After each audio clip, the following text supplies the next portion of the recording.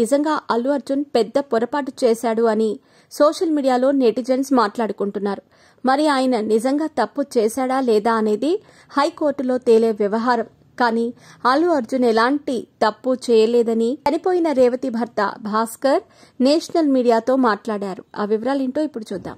గత 2 వారాలుగా సంధ్యా థియేటర్లో జరిగిన దుర్ఘటన నేషనల్ మీడియాలో ఎంతటి సెన్సేషనల్ టాపిక్ గా మారిందో మనమంతా చూస్తూనే ఉన్నాం. స్వయంగా ముఖ్యమంత్రి రేవంత్ రెడ్డి అసెంబ్లీలో ఈ వ్యవహారంపై ఘాటుగా స్పందించటం సంచలనంగా మారింది. పోలీసులు కూడా అల్లు అర్జున్ బాధ్యతారాహిత్యంగా వ్యవహరించటం వల్లే రేవతి చనిపోవటానికి కారణమని అర్థం వచ్చేలా సరైన ఆధారాలతో కూడిన ఒక వీడియోని విడుదల చేశారు. 10 నిమిషాల నిడివి ఉన్నటువంటి ఈ వీడియోను చూసి నిజంగా అల్లు అర్జున్ పెద్ద పొరపాటు చేశాడు అని సోషల్ మీడియాలో నెటిజన్స్ మాట్లాడుకుంటున్నారు.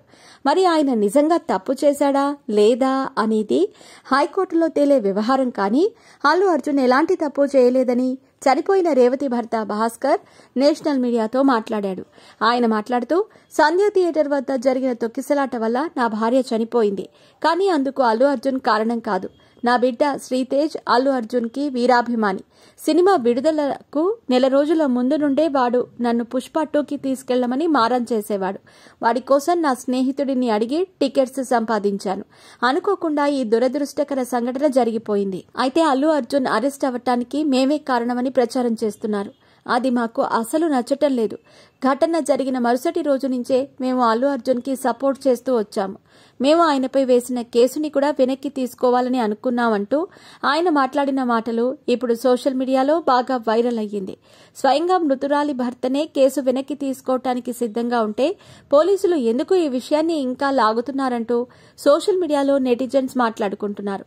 మరోపక్క అల్లు అర్జున్ ని ఈ కేసు విషయంలో విచారించడానికి మరోసారి పోలీస్ స్టేషన్ కి హాజరు కావాల్సిందిగా ఉత్తర్వులు జారీ చేశారు. మరోపక్క ఆయనకి ఇచ్చిన ఇంటర్మ్ బెయిల్ గడువు జనవరి 12తో ముగియనుంది.